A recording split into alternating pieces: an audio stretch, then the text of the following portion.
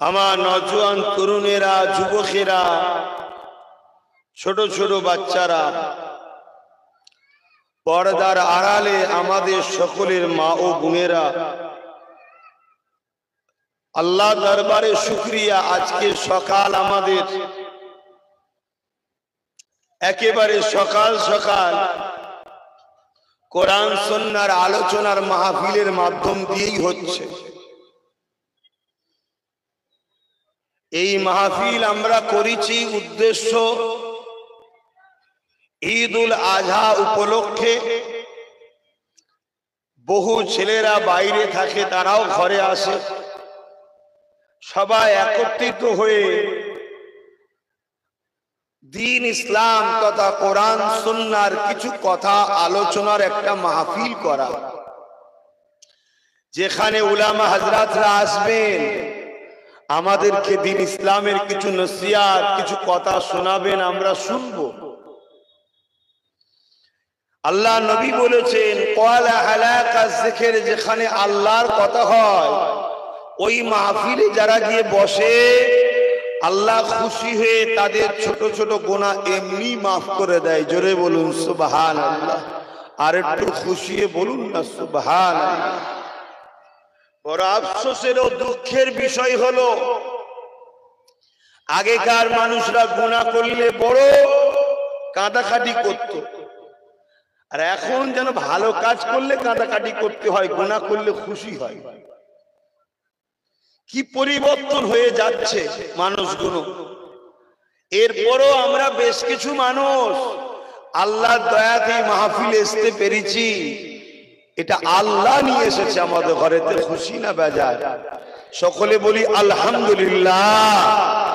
কেননা আজ আমরা যারা এসে পৌঁছেছি, আমরা গুনাহগার, আমরা পাপী, আমাদের ভুল আছে, কিন্তু এতটুকু প্রমাণ হলো যে আমাদের কোনো না কোনো কাজের জন্যে আল্লাহ ভালো জানে, তিনি কিন্তু আমাদেরকে ভালোবাসে, তার প্রমাণ।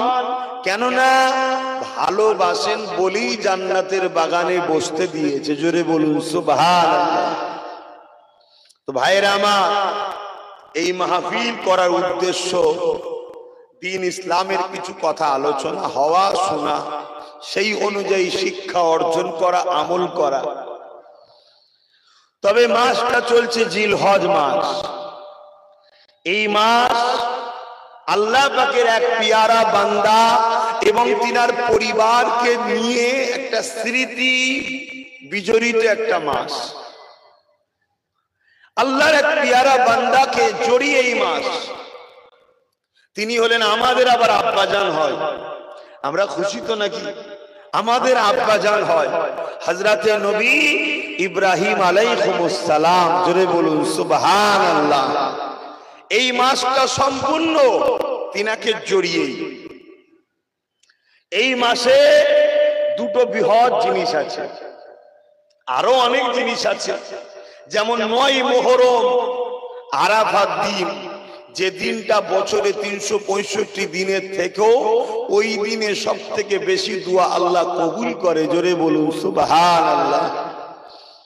তবে আব্বাজান ইব্রাহিম আলাইহিস সালামকে জড়িয়ে এই মাসে ইসলামের পঞ্চম স্তম্ভ, তার মধ্যে একটা হলো হজ। ইবাদত দুই ধরনের হয়, একটা ইবাদত ধন দৌলতের ইবাদত, আর একটা হলো শরীরের ইবাদত। একটা ইবাদতে বাদানি, আর একটা হলো ইবাদতে, বলুন, মালি, ধন দৌলতের ইবাদত। যেমন নামাজ, এটা হলো ইবাদতে বাদানি, শরীরের ইবাদত। আপনি যখন নামাজ পড়বেন, শরীর আপনার সুস্থ ভালো থাকবে, শরীরের যাকাত দেওয়া হচ্ছে, বুঝাবার জন্য বলছি। আপনি যখন রোজা রাখবেন, শরীর আপডেট হয়। মোবাইলে দেখছেন আপডেট হয়, অনেক ভাইরাস টাইরাস ঢুকে গেলে ফোন লাগাচ্ছেন, আর এক জায়গায় চলে যাচ্ছে, আর এক জায়গায় সুইচ টিপছেন, তো চলছে না, কখন বন্ধ হয়ে যাচ্ছে, ডিস্টার্ব হচ্ছে না। তখন কি হয়, কোম্পানি থেকে একটা অপশন দেয় আপডেট। আপডেট মারার পরে কিছুক্ষণ দেখবেন পোঁপো করে ঘোরে, বন্ধ থাকে মোবাইল, কাজ তখন হয় না, বন্ধ থাকে। হঠাৎ করে বন্ধ হয়ে গেল, হয়ে যাওয়ার পর আবার অটোমেটিক খুলে গেল। এবার দেখুন মোবাইল আরো নতুন নতুন ভার্সন পেচ্ছে আর অটোমেটিক স্মুথ হয়ে গেছে, ভালোভাবে চলছে। তাহলে 11 মাস আমাদের শরীরে অনেক রকম পয়জন ভাইরাস ঢোকে। রোজা হলো ওই আপডেট বা অ্যান্টিভাইরাস। রোজা রাখার পর পুরো শরীর দেখবেন রোগমুক্ত হয়, ফ্রি হয়ে যায়। জোরে বলুন সুবহানাল্লাহ। আরো জোরে বলা যাবে না? এই ছেলেরা ডিস্টার্ব করি বাবা, কেন এখানে খড় বিচুতে ধুলো উঠবে তো? পিছন দিকে তো জায়গা আছে, বসুক না আগে।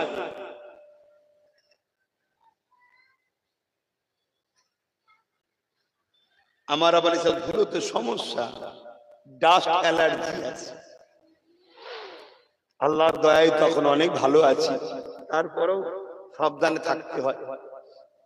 কি করা যাবে? আল্লাহ যাকে ভালোবাসে তাকেই বিমার দেয়, তাই তো নাকি?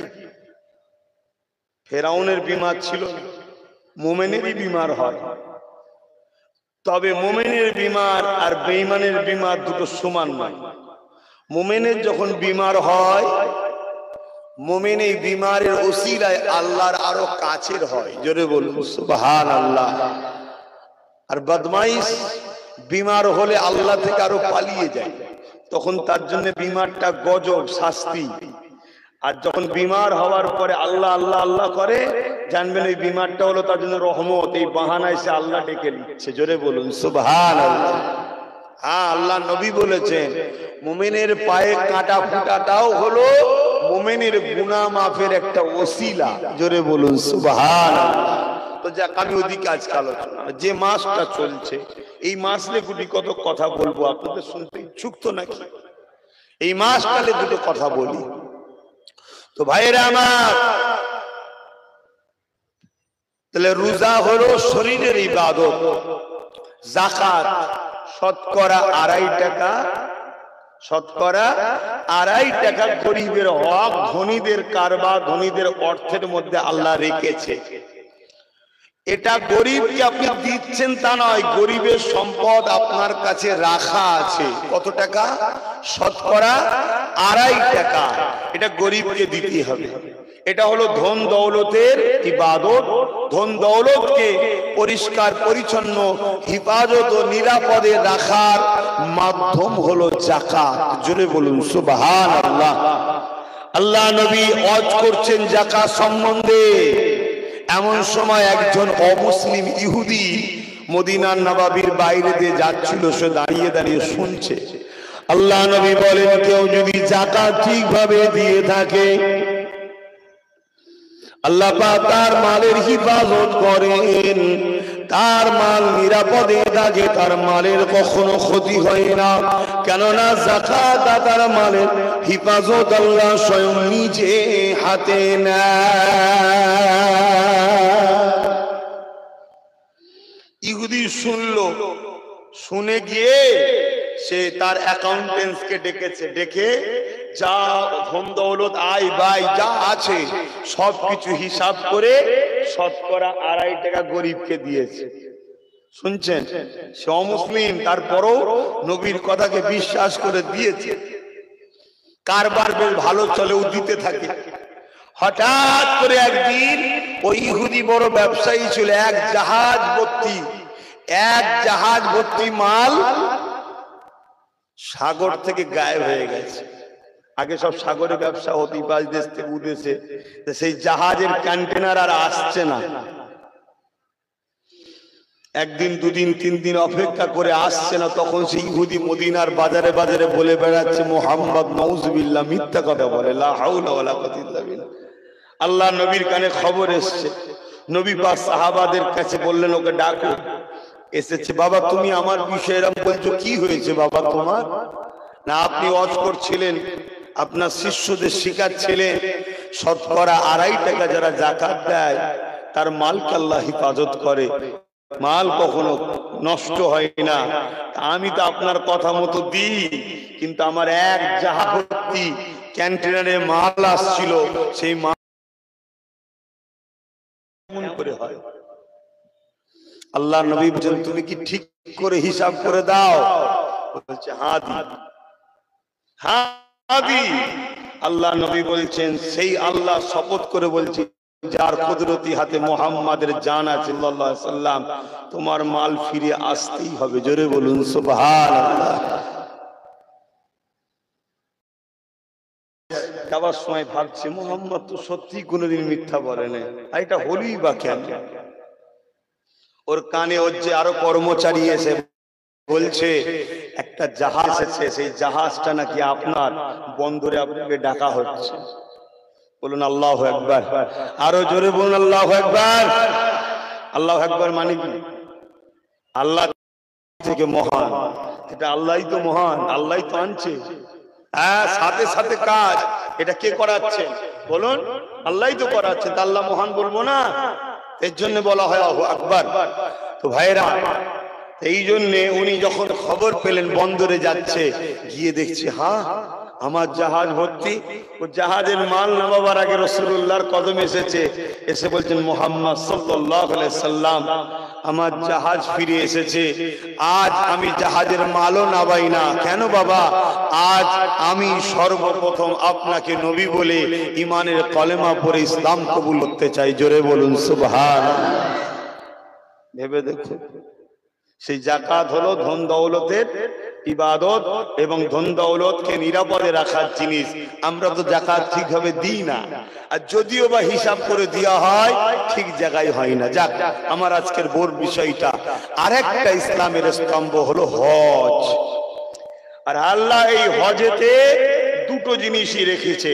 একটা হলো ইবাদতে বাদানি, শরীরেরও ইবাদত আছে, ইবাদতে মালি, ধন দৌলতেরও ইবাদত আছে।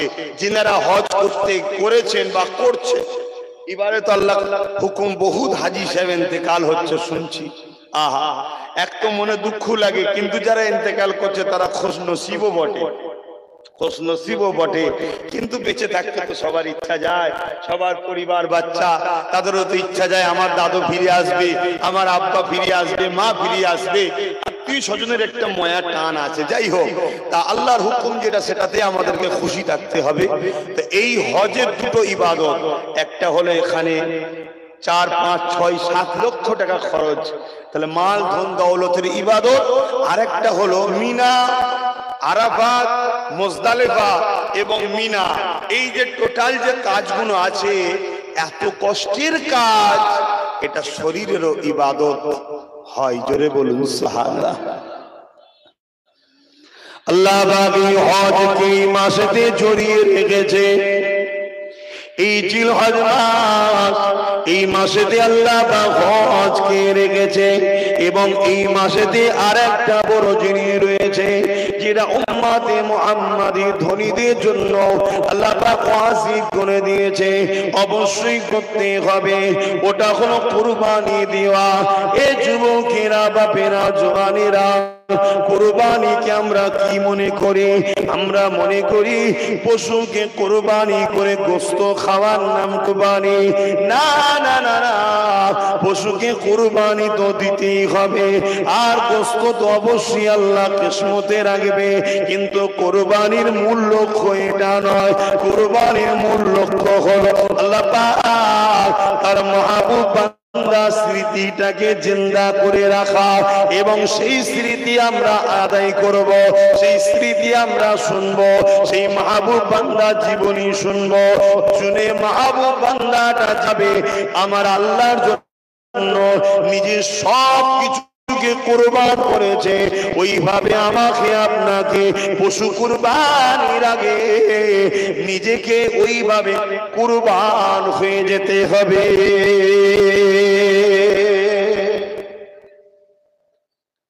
অর্থ আছে, 2, 3, 4, 5, 10টা গরু নিয়ে এসে বা দুম্বা নিয়ে, উট নিয়ে এসে, বকরি নিয়ে এসে জবাই করে দিলাম, গোশত খেয়ে নিলাম, এর নাম কুরবানি নয়।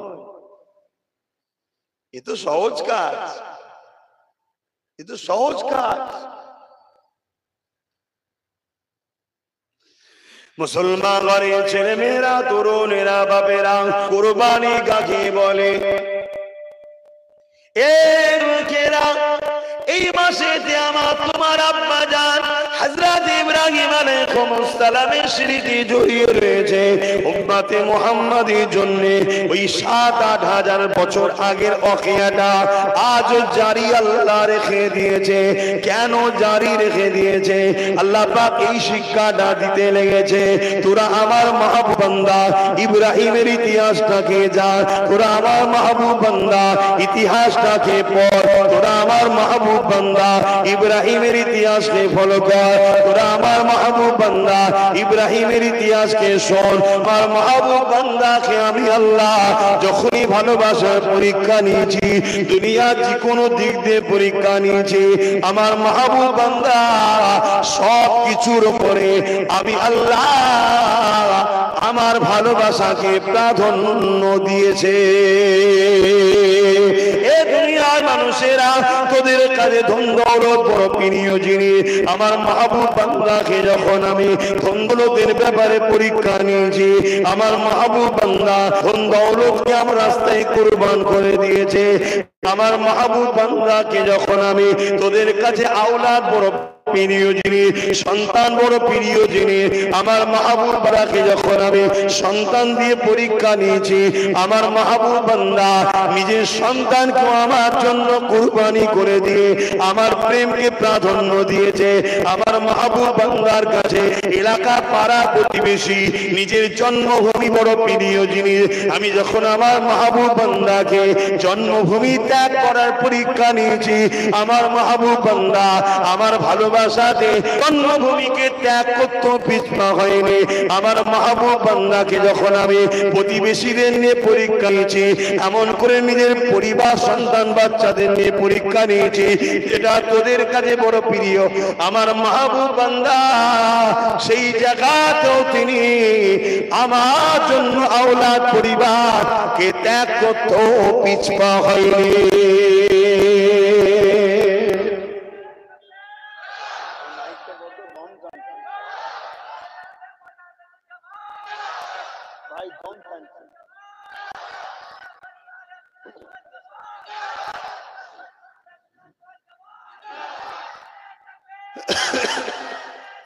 আল্লাহু আকবার। ভাইরা আমার, কুরবানি কাকে বলে?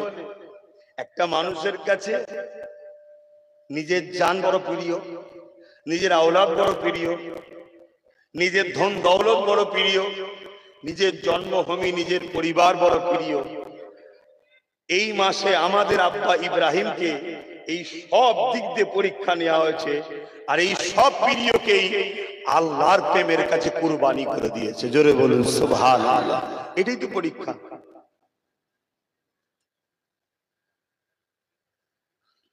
আল্লাহ পাক কিভাবে পরীক্ষা নিয়েছেন শোনেন। এ না জওয়ান তরুণেরা, এ আমার নবী পাকের প্রেমিকেরা, আমার আল্লাহ প্রথম পরীক্ষা নিয়ে নিল জানের পরীক্ষা। জালিম নমরুদের সামনে ইব্রাহিম নবীর ঈমানের পরীক্ষা শুরু হয়েছে, জানের পরীক্ষা শুরু হয়েছে। এ যুবকেরা, তরুণেরা, বাপেরা, নমরুদ এমন করে এক আল্লাহকে মানত না, নমরুদ প্রাকৃতিকের উপাসনা করত। আজও যেমন পৃথিবীর জমিনে প্রাকৃতির উপাসনা করার লাখো কোটি মানুষ তৈরি হয়েছে, তোমাকে আমাকে সেই দিকে নিয়ে যাবার ষড়যন্ত্র চলছে। নমরুদও সেই রকম করত। সে জোর করে নিজের উপাসনা করত, সে চাঁদের সূর্যের উপাসনা করাতো, বিভিন্ন ভাবে সে নকল নকল খোদার উপাসনা করাতো। ইব্রাহিম নবী আলাইহিস সালামকে এইভাবেও বাধা দিয়েছে। একদিন রাজ দরবারে ডেকে নিয়ে আসা হয়েছে। ইব্রাহিম নবী একা, তিনার পিছনে কোনো দল ছিল না, তিনার পিছনে কোনো লোক বল ছিল না, তিনার পিছনে কোনো রাজ ক্ষমতা ছিল না। আব্বাজান ইব্রাহিম আলাইহিস সালামকে যখন নমরুদ বলে, তুমি নাকি আমাদের খোদার বিরোধী করো, তুমি নাকি আমার নেতৃত্ব মানতে চাও না, ইব্রাহিম আলাইহিস সালাম জানে এই জালিম হত্যা করে দেবে, মেরে দেবে, এর বিরোধী যারা করে তাদেরকে কতল করে দেবে। ইব্রাহিম নবী জানের ময়া করেনি, আল্লাহর প্রেমকে প্রাধান্য দিয়ে ইব্রাহিম নবী ওই জায়গায় দাঁড়িয়ে বলেছিল, এ নমরুদ, আপনি যেটা শুনেছেন ঠিক শুনেছেন, তোমাদের তৈরি করা হাতের কাল্পনিক খোদাকে আমি ইব্রাহিম মানি না। তোমরা সূর্যের উপাসনা করো, আমি ইব্রাহিম করি না। তোমরা চাঁদের উপাসনা করো, আমি ইব্রাহিম করি না। তোমরা পাহাড়ের উপাসনা করো, আমি ইব্রাহিম করি না। তোমরা প্রাকৃতিক পূজা করো, আমি ইব্রাহিম করি না। আমি ইব্রাহিম একমাত্র তিনার পূজা করি, তিনার উপাসনা করি, যিনি পাহাড় পর্বত চাঁদ সূর্য তোমাকে এবং আমাকে তামাম কায়নাতের একমাত্র মালিক, তিনি হলেন আল্লাহ। সেই আল্লাহর উপাসনা করি। আরো জোরে বলুন সুবহান। শুরু হচ্ছে দেখুন, এই কথাটা বলার জন্য ইব্রাহিম নবী জানে আমার জান চলে যাবে। আজকে যে আমাদেরকে কখন এরকম সম্মুখীন হতে হয়, আমরা জানের ময়ায় হক কথা বলতে পারছি না। পাচ্ছি কি? সামান্য যদি বলে দেওয়া হয় মন্ত্রীদের সঙ্গে থাকলে দোকান বন্ধ করে দেবো, দোকান খোলা ধান দেয়, হক ছেড়ে দিচ্ছি। হকপন্থীদের সঙ্গে থাকলে তোর টোটো রাস্তায় তুলতে দেবো না, অমনি ব্যাগ হক দল ছেড়ে দিচ্ছে। আছে না? তাহলে আমাদের ইমান 2 লাখ টাকা 10 লাখ টাকা দিয়ে কুরবানি দিয়ে কিচ্ছু হবে না। গোশত খাওয়া হবে ভাই, হালাল জিনিসকে হারাম বলতে তো আমি পারি না, কিন্তু কুরবানি হবে। কুরবানি আলাদা জিনিস বাপ। শুনছেন তো সবাই? হ্যাঁ, মনে রাখবেন একটা কথা মাথায়, ইসলামের পক্ষে অন্যায়ের বিরুদ্ধে না। ইসলাম অন্যায়ের বিরুদ্ধে, ন্যায়ের পক্ষে থাকার নাম ইসলাম। অন্যায়কে মিটাও, ন্যায়কে প্রতিষ্ঠিত করার নাম ইসলাম। যদি কোনো মুসলিম গ্রামে যাত্রা, সুদ, গান, জেনা, ব্যভিচারী, মেলা, লটারি, মদ থাকে, ওই গ্রামে ইসলাম আছে, এটা বাজে কথা। মসজিদ আছে তো বাজে কথা, ইসলাম নাই। মাদ্রাসা আছে তো তাও থাকতে পারে, ইসলাম নাই। ইসলাম মানে এগুলোকে মিটিয়ে দিবার নাম। আজকে 1 বছর 2 বছর 3 বছর 10 বছর 20 বছর কি করে তোমার গ্রামে গান থাকে, কি করে যাত্রা থাকে, কি করে মেলা থাকে, কি করে লটারি থাকে, কি করে মদ থাকে, কি করে জুয়া থাকে। আরে কি করব, করতে গেলে বাধা দিচ্ছে। আরে এদের বিরুদ্ধে যুদ্ধ করো, এর নাম ইসলাম। শুনছেন না? যদি বলেন কি হবে, কি হবে মানে দুটো জায়গা তো, হয় জাহান্নাম না জান্নাত। দুনিয়ায় যদি এদের বিরুদ্ধে যুদ্ধ করে তুমি ইসলামকে প্রতিষ্ঠিত করতে পারো, তাহলে জান্নাত, আর না হয় জাহান্নাম। এখন আব্বাস সিদ্দিকী এই হক কথা বলাতে আমার উপরও টার্গেট, আমারও ক্ষতি করার প্ল্যান চলছে। এখন আমি ক্ষতির ভয়ে, জানের ভয়ে, বাবা কি হবে না হবে দরকার নেই বাবা, সবাই কেমন বাবারা করে প্লেন অজকর চলে যাচ্ছে, আমিও বাবা চলে যাই, তাহলে আমাকেও কিয়ামতে ধরাবে। তুমি কি ভাবছো সব ছাড় পেয়ে যাবে নাকি বক্তাগুলো? বক্তারা সব থেকে বেশি মারবে, কেন আমরাই মানুষকে বড় বড় ফতোয়া দিই, আমরাই বড় বড় ডায়লগ বাজি করি, আমরাই মানুষকে শোনাই। কথা বুঝে আসছে? তবে হ্যাঁ, ইসলাম আমাদের, আমার নবী আমাদেরকে একটা সহজ রাস্তা করে দিয়েছে।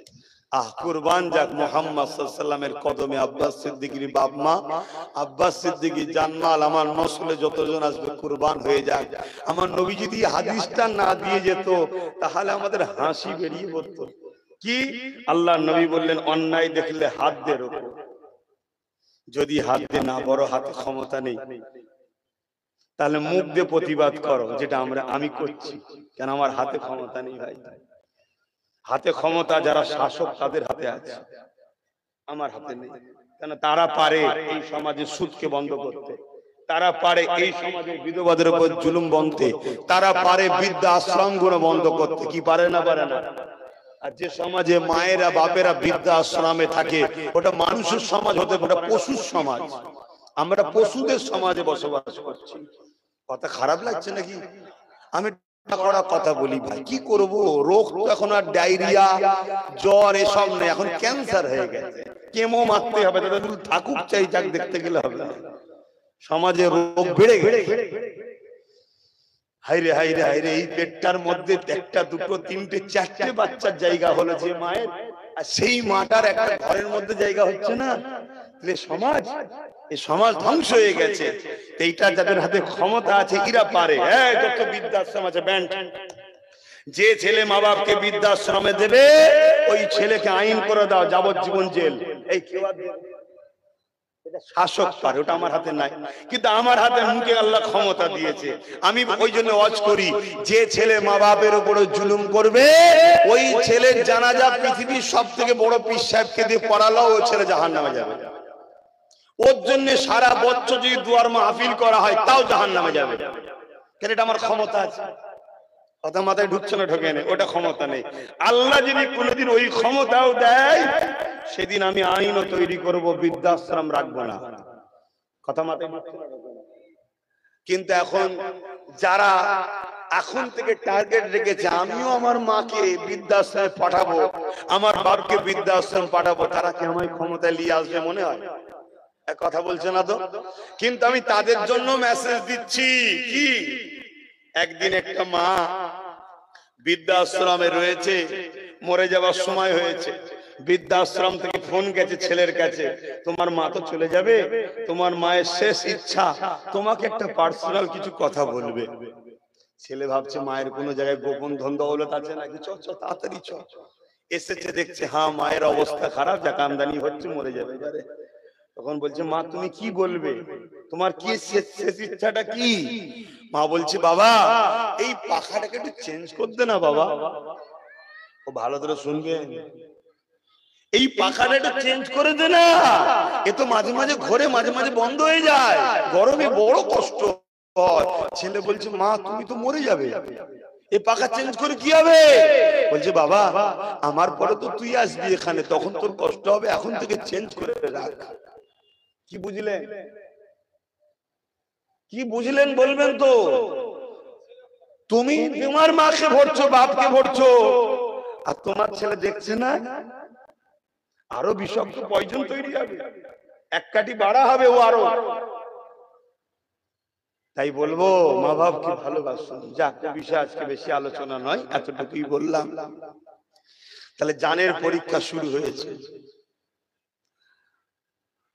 ইব্রাহিম আলাইহিস সালাম বলতে লেগেছে, এ নমরুদ আমি সেই আল্লাহকে মানি যে মৃত্যুকে জীবিত করে এবং জীবিত মানুষের মৃত্যু দেয়।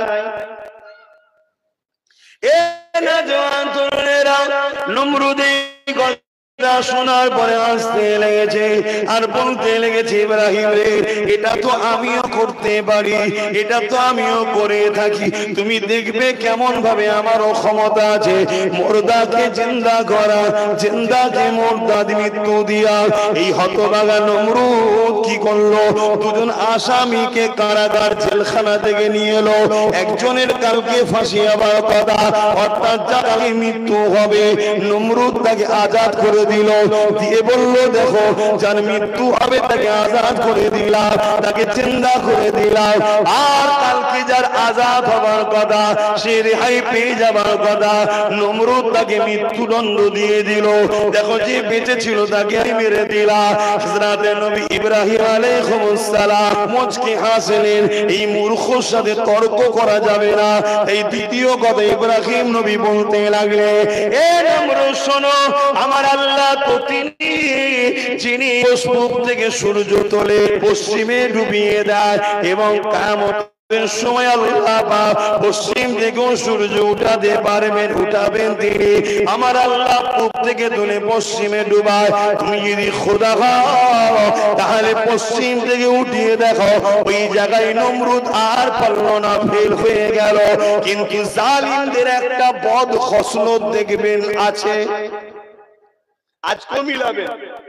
যারা জালিম শাসক হয়, অত্যাচারী শাসক হয়, তাদের একটা বদ অভ্যাস আছে, সেদিনও ছিল আজও আছে। যখনই দেখবে তর্ক যুক্তি তার পাচ্ছে না, অমনি বলে মার, ধর, মার। কথা বুঝে আসছে?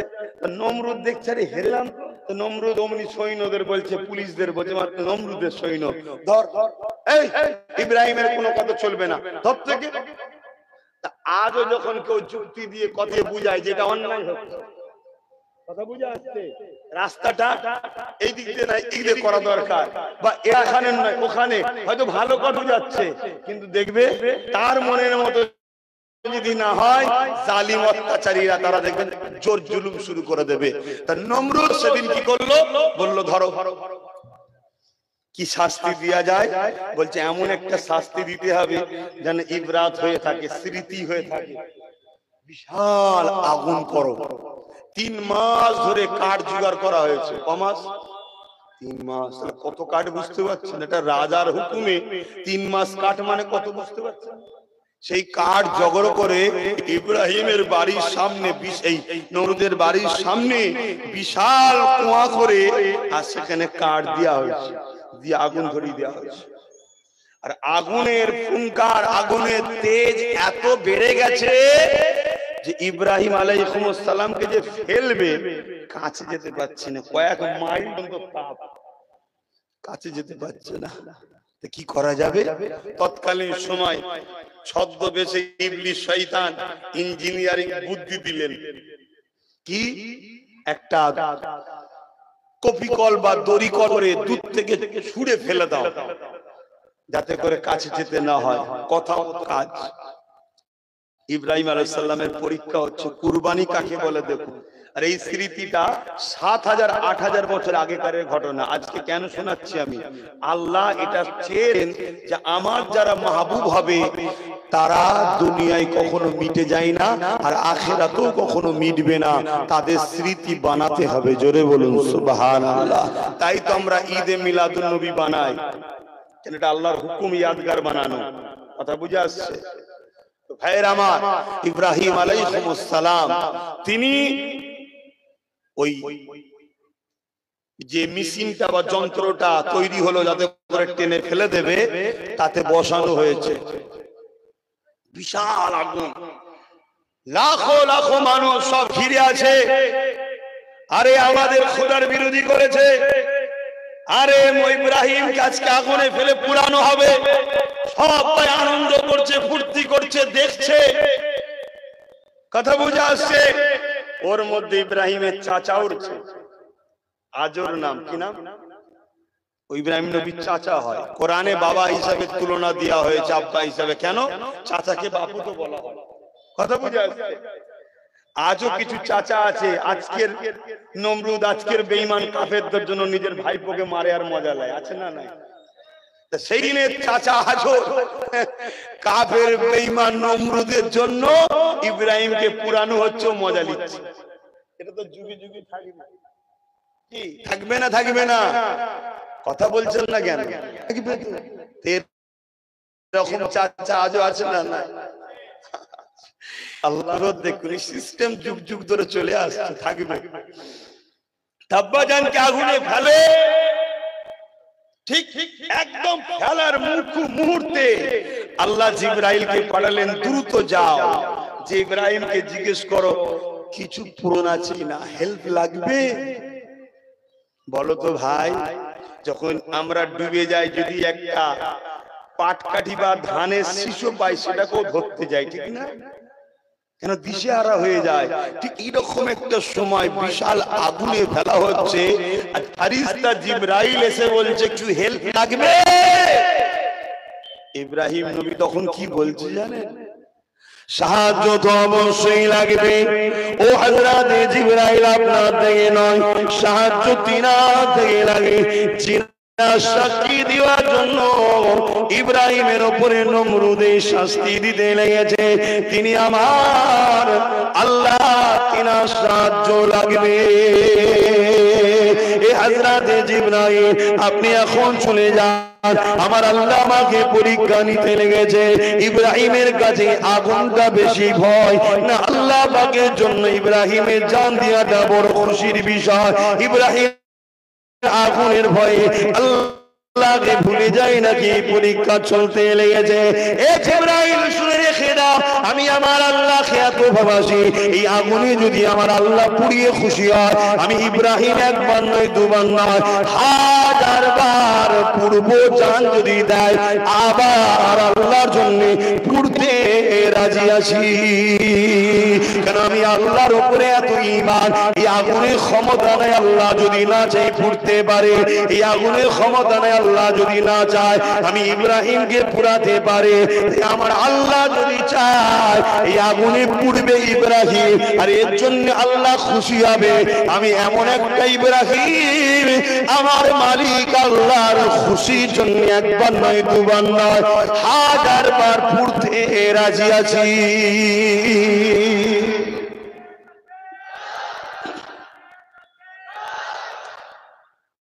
আজকে কারো ক্ষমতা আছে তোমাকে মিথ্যা জেল দিতে পারে? বলো, আল্লাহর বিনা হুকুম ছাড়া।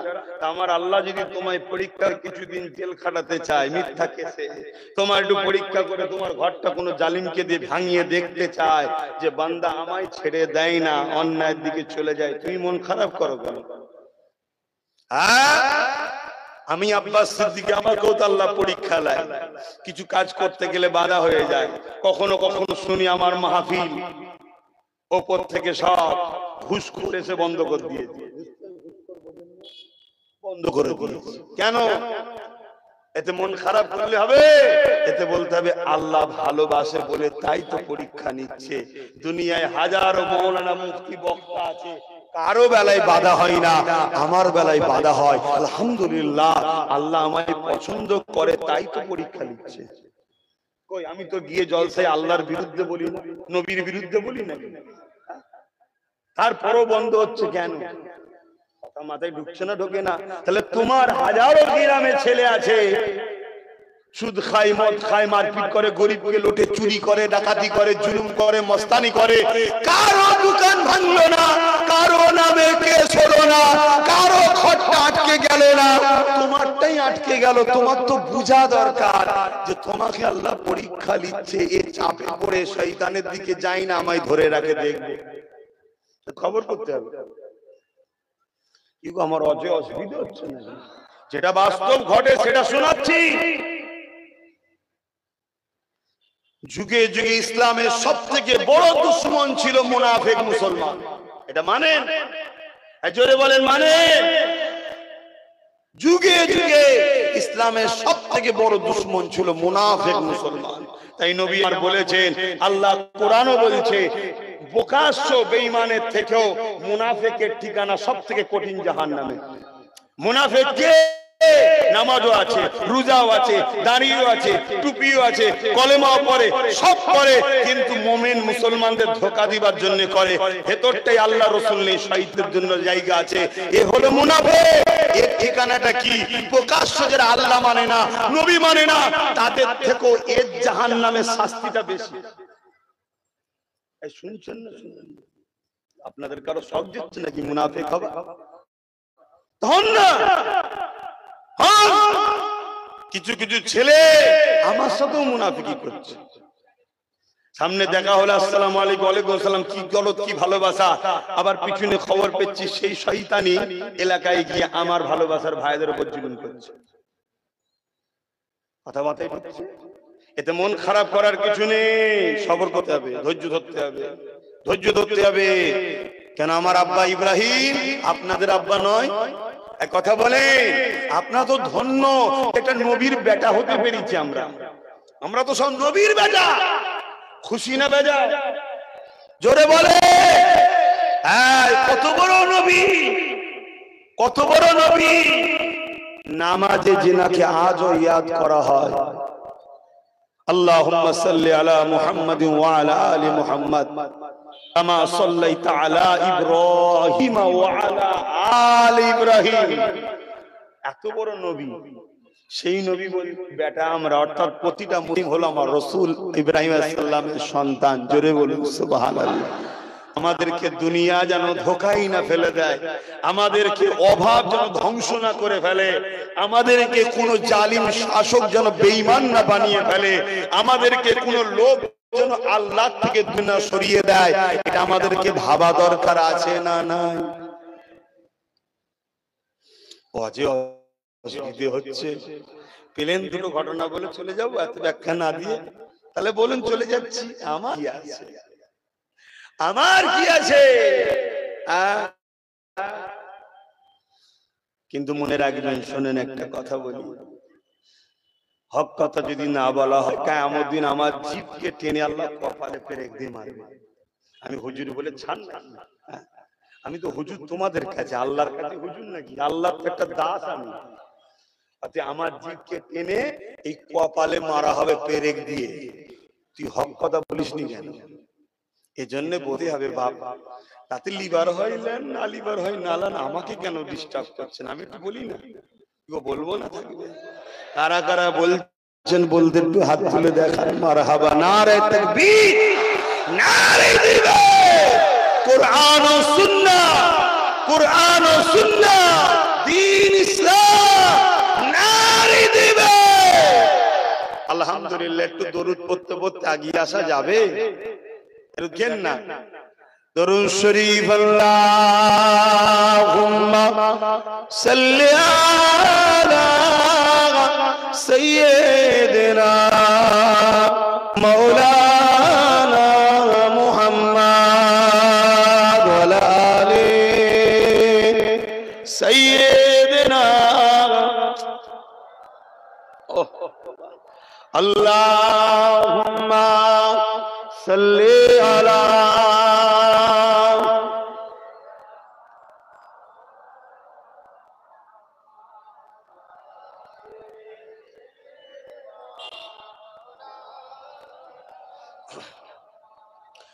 ও গো চাঁদ তুমি বলে দাও আমার নবীজি কোথায়? ও গো চাঁদ তুমি বলে দাও আমার নবীজি কোথায়? কোথায় গেলে পাবো নবীকে? কোথায় গেলে পাবো নবীকে? পাক নবীজির রওজায়। গো চাঁদ তুমি বলে দাও আমার নবীজি কোথায়? লাখো লাখো হাজিরা হজ পাকে যায় আল্লাহর কাবা ধরে তারা যে কয়। ও গো কাবা তুমি বলে দাও আমার নবীজি কোথায়? কোথায় গেলে পাবো নবীকে? কোথায় গেলে পাবো নবীকে? পাক নবীজির রওজায়।